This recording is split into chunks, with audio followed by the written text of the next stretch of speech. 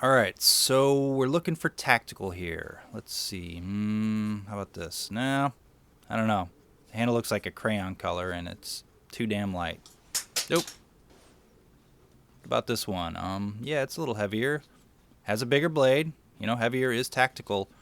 But it only has a single grind, so nope. What about this one? It has some black stuff on the top of the blade, and I guess that's tactical. But it doesn't look like something off the Bud K Instagram, and takes about 5 minutes to open. Nope. Whoa, what about this? Oh yeah, right there, yeah, how about that? While tactical doesn't really have a cohesive look, it's one of those things we all know when we see it.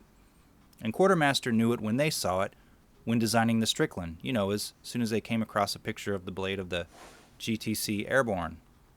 So they made the knife, asked for permission, and here we are sometime later. I think that's the order. Fellow YouTube knife and gear channel, Knives Save Lives, unless of course they end lives, traded me some junk for some junk to make some junk about. So check out his channel via a link at the end of this video. But before you do that, let's go over the dimensions of this knife as we ponder if reviewing it is really the right thing to do. On an unrelated note, if you saw $100 on the ground, is it okay to take it? Blade length and cutting edge.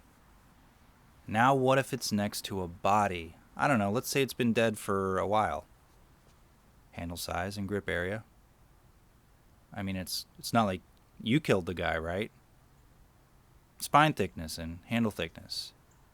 Oh, and if you get a few minutes, check out Blade Forums by Googling Blade Forums and Quartermaster for some cool reviews of Quartermaster knives.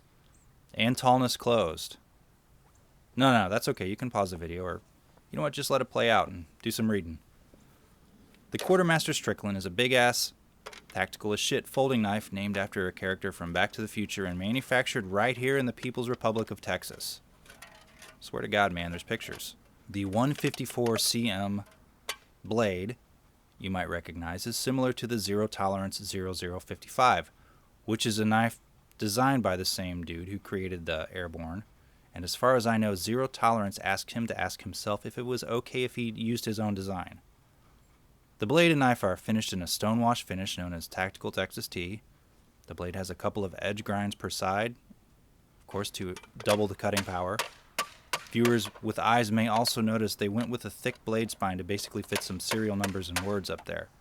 So although this one is only one made out of 300 in the year 2015, don't despair. GP Knives, Blade HQ, and Knife Center all are currently well stocked. The handle, also like the blade, and, you know, has a prominent curve, and believe it or not, isn't that uncomfortable. No sharp edges exist on my model, except for the blade. There's some thick jimping up top. Of course it's spelled like this, and thanks to Alex Zamajski on Instagram for the help on the spelling. And there's also some jimping on the underside of the handle. It's good for big hands, and my hand fits it well, even though my hands aren't that big. I mean, they're not small, they're just, average size. So that would be good if I were to ever carry this knife and use it. The handle is made from 2 pieces of titanium, so that's great.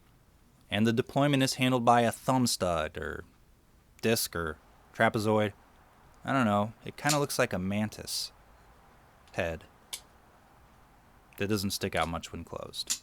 Although you do have to practice a few times to get it down, and it opens fairly easily. Even with gloves. Sorta. The lockup is handled by the frame lock, which, when I got it, was pretty easy to disengage. But maybe not by the end of this video. Sorry, that was probably a spoiler. The clip is reversible to the right or left side in a tip-up configuration only. The clip is nice and springy without being too tight, but it isn't a deep carry. But why would it be? Because people need to know to back the hell off. Now D10 is okay, but you can flip it hard downward whilst closed and it can open. Shouldn't open in your black cargo pants though. I was going to say shouldn't open in your black 511s, but then someone would thought I meant the Levi's and not the tactical clothing line, and I didn't want to confuse anybody. Okay, so let's do some comparisons. You have this knife, which is tactical because it's stonewashed and has a bunch of angles. So let's look at the Spyderco. It has a nice long handle, and blade is relatively light and much cheaper. And no, I haven't batoned with it. This is a great everyday carry option that's useful. Now let's look at the Benchmade Bug-Out. Very lightweight of a knife that I have beaten the crap out of, and it's held up just fine. Easy to sharpen, thick as it needs to be, blade stock. Yeah, great everyday carry knife. All right, yeah, we're done here. Let's do some whacking. You're like, that was inappropriate. No, not true. I never said that.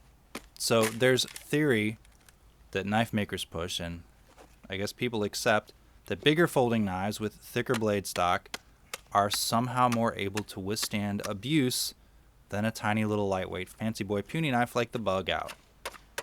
And I'm not saying that's not true at least 45% of the time occasionally, but sometimes a beefier knife just means it's heavier. But I'm not talking about my baby girl Cold Steel, because you know I love you.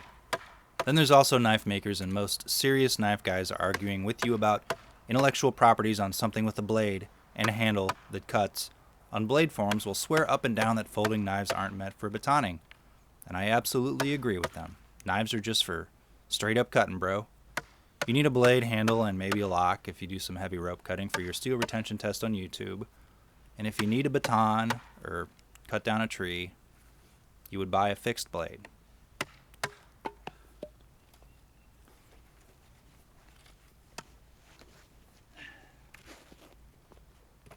Okay, with that out of the way, I was really trying hard to pummel it, and I don't have to tell you that some light chopping often leads to some heavy batoning.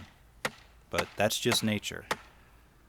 So I did this off and on for, 5 minutes. It was kind of cold outside, and I'm tender, but the pivot did start to loosen up at some point.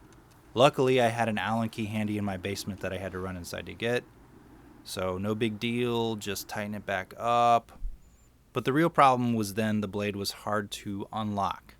The frame lock was too hard to disengage without jamming the Allen key up in there and use it as a lever to open it. And I looked at the steel insert for the frame lock and thought that it may have loosened and caused that to be a little wider, the frame lock. But that wasn't it either.